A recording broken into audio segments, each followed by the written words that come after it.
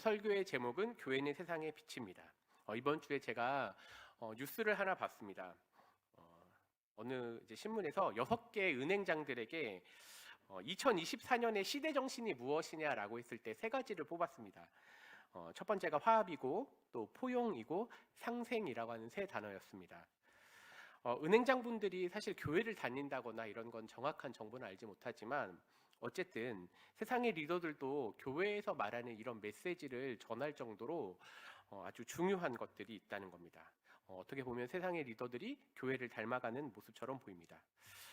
그렇다면 이제 세상에선 그렇게 얘기하는데 그럼 우리 교회들은 어떤 정신 혹은 어떠한 사상을 가지고 또 이 시대를 향해서 좋은 메시지를 내야 될까 생각해 보는 시간이 되었으면 좋겠습니다.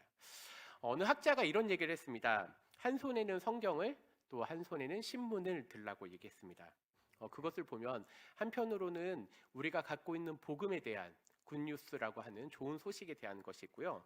또 한편으로는 이 시대를 향한 혹은 이 세상이 무엇을 요구하는지를 또 교회가 귀 기울여야 된다는 거죠. 보면은 교회의 전통들은 크게 2가지가 있습니다. 한편으로 교회는요 2000년 역사 동안에 복음을 전했습니다. 예수님의 십자가의 사랑에 대한 그 복음을 전했습니다. 그런데 또 한편으로는 어떠한 메시지를 전했냐면 바로 각 나라와 각 민족 가운데 있는 성도들, 교회, 기독교를 통해서 그들의 아픔을 위로했다는 겁니다. 그러니까 한편으로는 교회는 복음을 전해야 되고요. 또 한편으로는 성도를 넘어서서 이 시대를 향해서 그들의 아픔이나 또 어려움들을 동감해 줄 수 있는 거죠. 그러면 한국 역사 속에서 교회는 어떻게 이러한 활동을 했는가? 분명히 교회는요 처음부터 복음을 전했습니다. 그건 분명한 사실입니다. 그런데 앞에서 얘기했지만 저는 지금 그리스도의 복음 외의 활동을 무엇을 했는지에 대해서 조금 주목해 보려고 합니다. 처음에 기독교가 들어왔을 때 우리 시대는 조선이라고 하는 시대는 신분 제도가 있었습니다. 그런데 교회 혹은 선교사님들은 신분 철폐 운동을 한 게 아닙니다. 도리어 상놈이나 양반이라고 하는 신분 제도를 뛰어넘어서서 그들을 안았습니다. 구체적인 예로 어떤 게 있죠? 민족의 지도자들을 키웠습니다. 교육에 힘을 썼습니다. 왜냐하면 조선이라고 하는 시대는 신분을 뛰어넘을 수 없는 시대였습니다. 그러니까 교육이 필요 없었고 글이 필요 없었죠. 그래서 교회가 들어와서 학교를 세우고 병원을 통해서 사람들에게 글씨를 알려주었습니다. 그리고 어떤 사람들은 그 중에 영어를 배우기도 해서 대표적인 예가 이승만 대통령, 또 서재필, 안창호 등등이 있죠. 또 하나 이제 일제 치해를 넘어서 6.25 이후에는 어땠는가 생각해 보면요, 특별히 미국 교회가 엄청나게 한국 교회 혹은 한국 사회가 복구되는데 엄청난 지원을 했습니다. 그러니까 복음이라고 하는 것은 분명히 교회를 통해서 흘러가야 되지만 또 한편으로 교회는 복음 외에 플러스가 아니에요. 복음 자체가 가지고 있는 민족의 아픔을 품었다는 거죠. 그러면 이제 앞에서는 2000년 역사 그리고 수많은 선교사님들 그리고 미국 교회가 했던 거 말고 그러면 우리는 뭘 해야 될까요? 우리는 이번 주에 제가 어떻게 보니까 뉴스를 많이 보게 됐습니다. 아까 앞에서는 이제 그런 은행장들 얘기를 했다면 이번에는 특별히 선교사님들을 이제 가르쳐 주시는 교수님들이 인터뷰를 한 게 있습니다. 근데 이런 얘기를 했어요. 한국 교회가 구제와 나눔이라고 하는 초대 교회 때부터 했던 것을 해야 된다는 거죠. 도리어 이런 구제와 나눔을 하지 않았을 때 교회가 존재 자체가 아주 어려운 순간이 됐다는 겁니다. 그럼에도 불구하고 각 성도의 삶은 선교적 삶을 살아야 된다고 얘기했습니다. 그러니까 선교적 삶이라는 게 되게 어려워요. 그런데 이렇게 생각해 보시면 좋을 것 같아요. 성도가 자기의 삶 속에서 선교적 삶을 산다는 게 뭐냐라고 했을 때 앞에서 얘기하는 게 계속해서 반복됩니다. 한편으론 복음이 필요한 사람에게 그리스도의 복음을 전하는 거죠.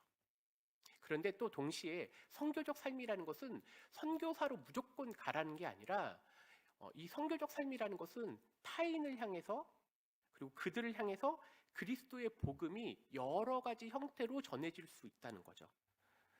예를 들면 우리 젊은 분들에게는 SNS 활동도 선교적 삶의 한 일편이라고 생각합니다. 뭐 예를 들면 SNS를 많이 하는 분들은 거기에 예를 들면 어떠한 자신이 예수님을 믿는다라고 하는 것도 올리는 예가 되는 거죠.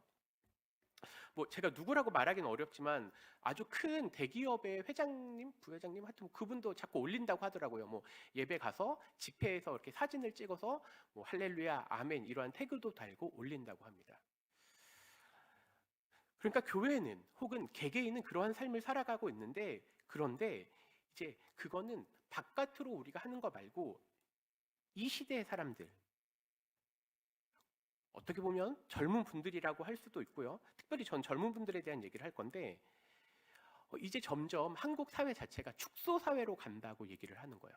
뭐 인구도 줄어들고 있고 그리고 사실 이렇게 사람들을 만나보면 우리 교회 얘기를 저도 자연스럽게 하잖아요. 뭐 우리 교회는 뭐 몇 명 정도 돼요. 뭐 우리 교회는 뭐 영아부, 뭐 유치부가 이 정도 인원 돼요. 하면 뭐 깜짝깜짝 놀래요. 아니 아직도 그렇게 많이 모이는 교회가 있냐고.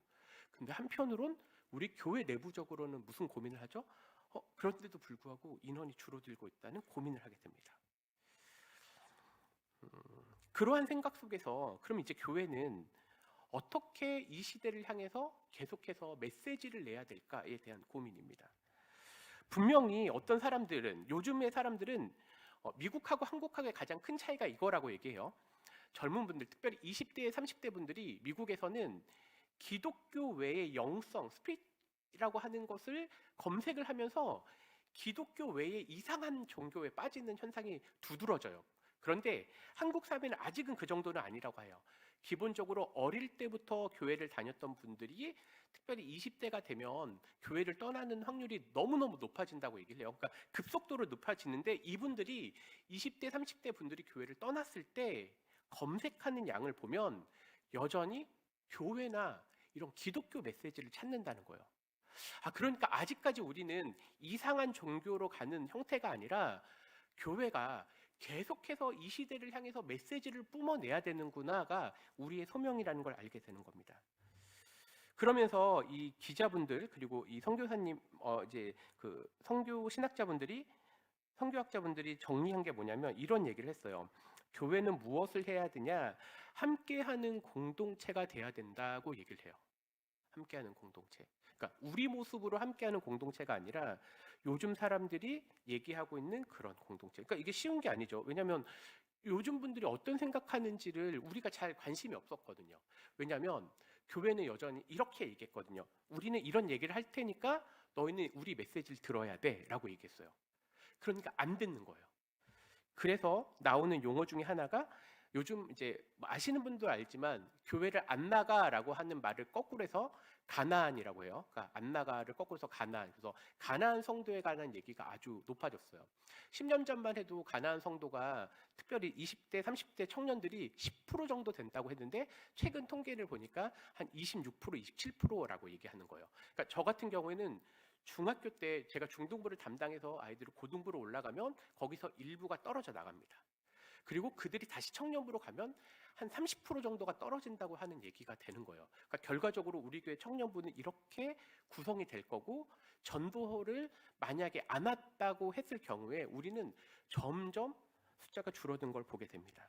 그럼에도 불구하고 이 가나안 청년들이 교회로 돌아올 수 있는 가장 키워드가 뭐였냐면요. 가족이었어요.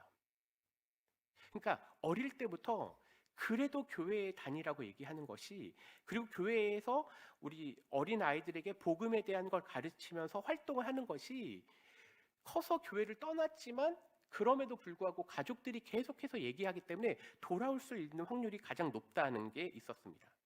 그러면서 이들이 교회에 대해서 혹은 목회자에 대해서 어떤 이미지가 있느냐라고 했는데 교회가 혹은 목회자가 사람을 위로했으면 좋겠다고 얘기를 해요. 그러니까 다시 처음에 갔던 얘기를 하겠습니다. 교회는 한편으론 복음을 전해야 됩니다. 근데 이 복음을 전하는 형태가 옛날에는 그냥 세게 얘기해도 괜찮았습니다. 근데 요즘에는 복음을 전하는 형태도 아주 부드러워졌습니다. 그리고 또 한편으론 교회는 그리스도의 복음을 전함과 동시에 이 시대를 향해서 품고 안아가야 된다고 얘기를 했어요. 그러니까 이게 어떻게 보면 교회를 떠난 사람들에게 계속해서 다리 역할을 할 수 있다는 거죠. 그러면서 이제 저는 사진 띄워주세요. 지난주에 사실 이게 봉사활동 갔다 왔던 좀 구체적인 모습을 좀 보여드릴게요.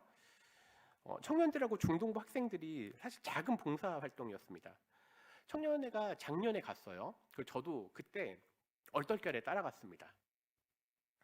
그래서 따라가서 거기에서 함께 청년들하고 연탄을 옮기게 됐고, 올해는 우리 수련회 때 우리 아이들을 데리고 연탄을 좀 옮기자.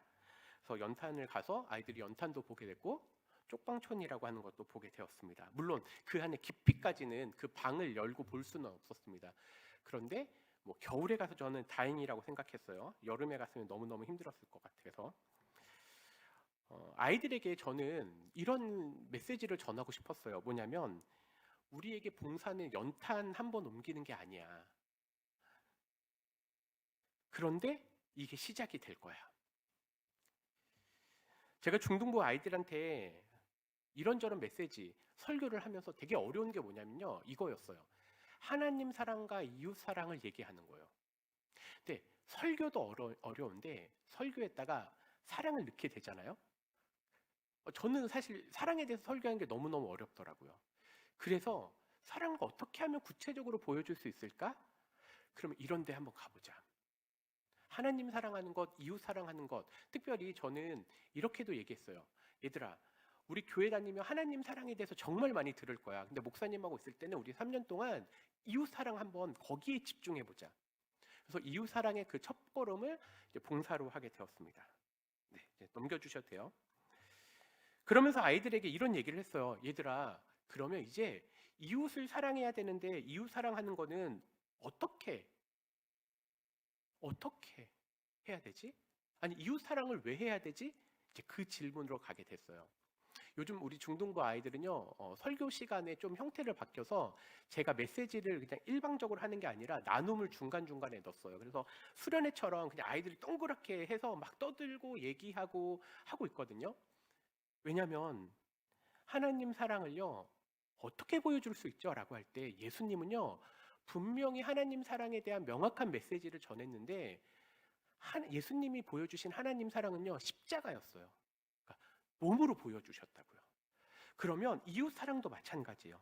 그래서 아이들에게 헌금할 때 뭐라고 얘기하냐면요, 헌금을 우리가 내는 건 교회에 분명히 하나님 앞에 드리는 게 맞지만 이 헌금이 귀하게 쓰이는 곳은 어디냐면 연약하고 소외되고 어려운 분들에게 꼭 쓰여야 돼. 우리 그거 놓고 기도하는 거야. 우리 교회는 그래도 그런 일들을 하고 있습니다. 그럼 이제 이 얘기를 우리 가족으로 한번 가져와 보겠습니다. 명절 때 가족들이 같이 모여서 함께 나눔을 하게 됩니다. 사실 매우 기쁜 일이죠. 그런데 이런 분들도 있어요. 제가 복지단체에 있다 보니까 이런 용어들을 많이 갖게 됩니다. 일단 1인 가구, 한부모 가족, 조손 가족. 그러니까 한부모 가족은 옛날에 편부, 편모라고 얘기했죠. 조손 가족이라고 하는 거는 할머니, 할아버지와 그리고 중간이 없고 아이들이 있는 형태입니다. 그리고 다문화 가족, 탈북 가족들이 있습니다. 어떻게 보면 우리 교회는 전통적인 교회이기 때문에 사실은 가족들끼리 모이는 게 되게 익숙한 교회예요. 그런데 그렇지 않은 교회가 많다는 거예요. 제가 사실 예전에 중등부 우리 선생님 중에 한 분이 지방에서 올라와서 혼자 공부하는 선생님이 있었어요. 이 선생님이 물어보니까 설이었던가 추석이었던 것 같아요. 근데 그때 뭐 하냐고 물어봤어요. 이제 공부하고 있으니까. 근데 그날도 알바를 한다는 거예요. 그러냐? 그래서 알바하는 데를 물어봤습니다. 그래서 제가 그 선생님을 뭐 도와줄 수 있는 방법이 없으니까 그래서 뭘 했냐면 와이프랑 같이 저녁에 그 편의점에 가서 잡채랑 전 몇 개 챙겨서 줬습니다. 뭐 그거 정도 했어요. 그런데 하나님 사랑과 이웃 사랑을 말하는 것보다 그게 훨씬 더 그 친구한테는 되게 큰 충격이었던 것 같아요. 그 전에는 이런 일도 있었습니다. 유학생들이 사실은 그리고 외국인 노동자들이 이 시즌이 가장 힘든 때예요. 그러니까 4일 5일을 쉬어야 되잖아요. 식당이 문도 많이 닫아요. 그분들은 사실 이제 갈 데가 없는 거죠. 분명히 그들의 공동체가 있으면 조금 그래도 거기에서 모이긴 하지만 그래서 저는 그분들하고 한 끼라도 좀 식사를 하려고 노력을 해봤습니다. 그러니까 그게 몸에 배어 있었던 것 같아요. 오늘 설교 제목은 교회는 세상의 빛이라고 했습니다. 교회는 무엇을 해야 될까? 말씀을 다시 한번 좀 띄워주실래요? 네. 여기에 보면 14절에 너희는 세상의 빛이라, 이제 교회는 세상의 빛이라고 되어 있죠. 그리고 초록색 단어로 산 위에 있는 동네라는 말이 있습니다. 근데 이 산 위의 동네라는 말이 미국으로 넘어갔던 청교도들이 뽑아낸 단어예요. 뭐냐면요, 언덕 위에 도시를 만들겠다고 했습니다. 이게 무슨 말이냐면요, 영국이 영적으로 점점 타락해 갔을 때 많은 사람들이 미국으로 도망간 것처럼 보였어요. 근데 도망간 게 아니라 그분들이 이렇게 얘기했어요. 저 영국의 사람들이 우리가 여기 언덕 위에 도시를 만들 테니까 우리를 보고 도전을 받으라. 이게 청교도 정신이었어요. 그러면서 이 본문의 끝에는 착한 행실이 나옵니다. 그래서 미국 사회가 처음 이 청교도 정신이라는 게 건국 정신하고도 연결이 되거든요. 그러니까 이분들이 한 행동이 뭐냐면 우리는 하나님의 복음을 그리고 하나님의 사랑을 이 시대를 향해서 잘 나타낼 테니까 잘 보라고 얘기했습니다. 저는 근데 그게 우리 교회가 이제 이 시대를 향해서 해야 될 말이 아닌가 싶습니다. 어떻게 보면 우리 주변에 가장 연약한 사람들이 있습니다. 근데 그분들에게 우리는 그리스도의 복음과 동시에 착한 행실이라고 하는 그리스도의 빛을 비춰주는 그 역할을 감당해야 될 것입니다. 근데 그 모습은 어떠한 특별한 행동이 아니라 아주 나의 작은 행동들, 연약한 사람들을 돌보고 혹은 그들과 같이 만나서 차를 마시고 아주 작지만 그들에게 작은 배려를 통해서 우리는 교회가 2000년 동안 해왔던 그리스도의 복음을 전함과 동시에 시대의 아픔을 품고 가는 것, 이것이 바로 우리 교회, 세상에 비친 우리 교회가 해야 될 일이라고 믿습니다. 이것을 함께 감당하는 우리 삼강교회가 되기를 간절히 소망합니다. 기도하겠습니다.